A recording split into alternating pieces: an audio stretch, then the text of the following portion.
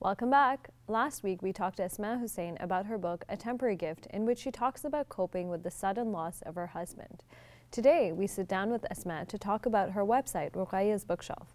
The website features Asmaa's thought-provoking articles on parenting and letters she hopes her daughter will read when she grows up.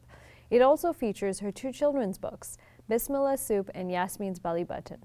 Let's sit down with Asmaa now to find out more about Ruqaya's Bookshelf. Welcome to the show, Asmaa. And thank you for having me. So why did you start Ruqaya's Bookshelf?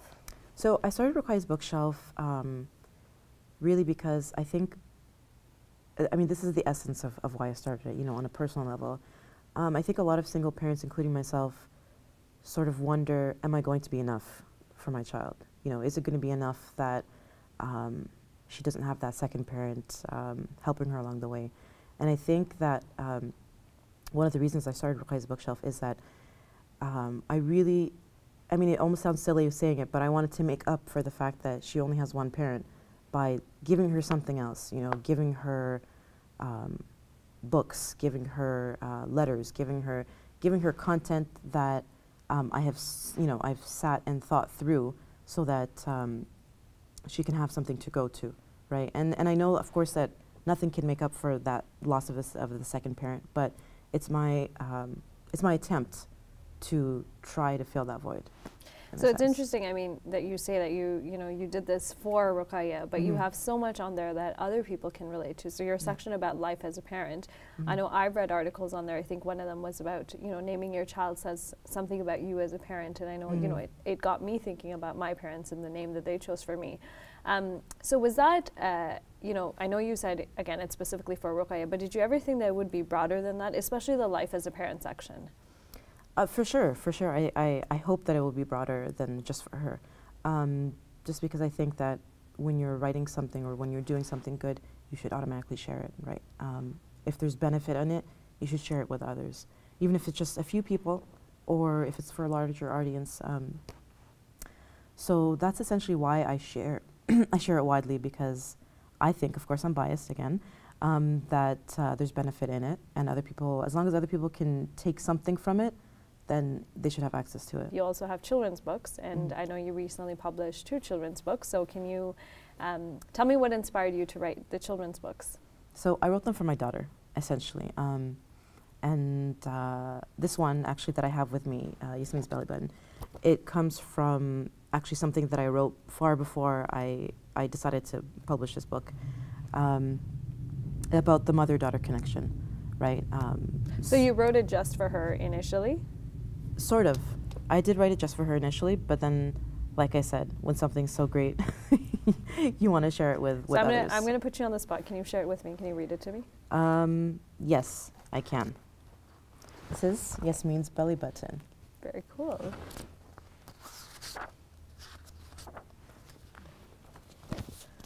It was Yasmin's first day of school, and her tummy was tingling with nervous excitement. As she was getting dressed in her favorite t-shirt and jeans, she spotted something on her belly. It tickled when she touched it. What could it be? Yasmin looked at herself in the mirror. "Mama, what's this funny round thing called again?" she asked, pointing to her stomach. "That's your belly button," replied her mother. A button? Why did she need a button for her belly? There were shiny silver buttons on Yasmin's jeans. There were big red buttons on Yasmin's coat. There were pretty pearl buttons on Mama's dress. But Yasmin's belly button didn't look like those buttons at all. "But what does it do?" asked Yasmin. "Your belly button reminds you of something very important," Mama smiled. "It reminds you that you were once inside my tummy. There was a special rope attaching you to me, and it came right out of your belly button. You slept when I slept. Well, sometimes. You ate what I ate. You grew inside me until you were big and strong. When you were born, Baba cut the umbilical cord that connected us. You didn't need it anymore. Now I'm all grown up and I can eat on my own," said Yasmin proudly. "But since I don't need my belly button anymore, will it ever go away?" "Never," said her mother. "You'll have your belly button forever. Now you're growing up outside my belly, playing and laughing and learning in this great big world. But don't forget, there's still an invisible love between our hearts that can never be cut." I'll never forget, Mama, replied Yasmin.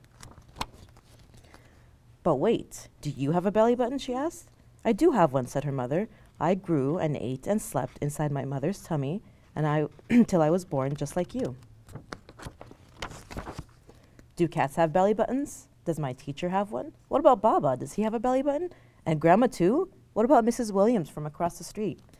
Yes, they all do, replied her mother with a laugh. When they arrived at Yasmin's new school, she peeked into the busy classroom. She started having nervous butterflies in her tummy again. Will the other kids like me? She asked her mother. Of course they will, replied her mother. All you have to do is try to find something you have in common with them. And that's just what Yasmin did. It's amazing. Thank you. I have to ask you, did Ruqaya ask your daughter, did she ask you about that section where the daughter asked about the belly button? Did she ask you about that? She did, and I think that a lot of kids do ask their parents what their belly button is, yeah. It's true. So, I mean, it might be asking the obvious, but what message were you trying to convey to your daughter through the book? So, the book is about the mother-daughter bond, right, or mother-child bond even. So, I essentially wanted her to know that our love goes much deeper than what she presently knows as her life, right? Even before she was born, before her existence in this world, you know, we were connected in a very intimate way. So just speaking about your connection, I know on your website you also have a section specifically dedicated to your daughter, yes. Letters to Ruqaya. So why letters? Why not letters? Right? That's true too. I mean, I want her to have those letters and hopefully read them maybe as an adolescent or even into her teenage years.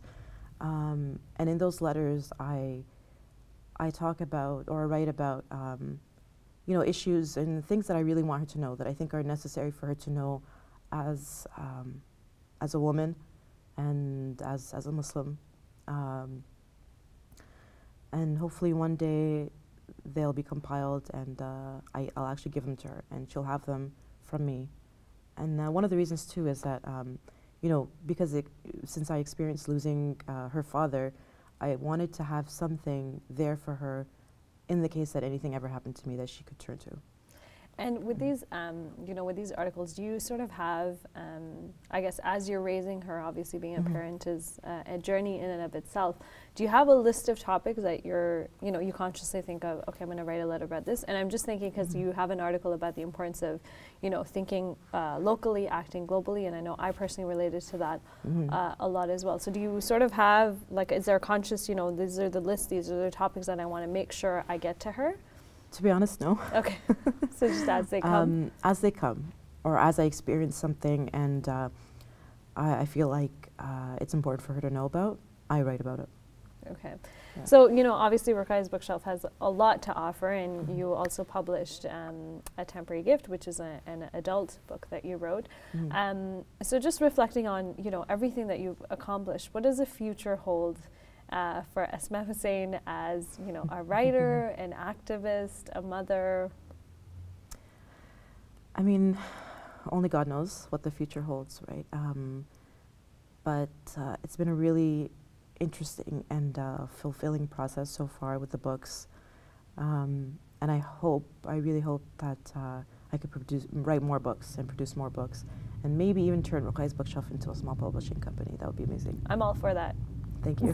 Thank you so much for coming on, Asmaa. Thank you.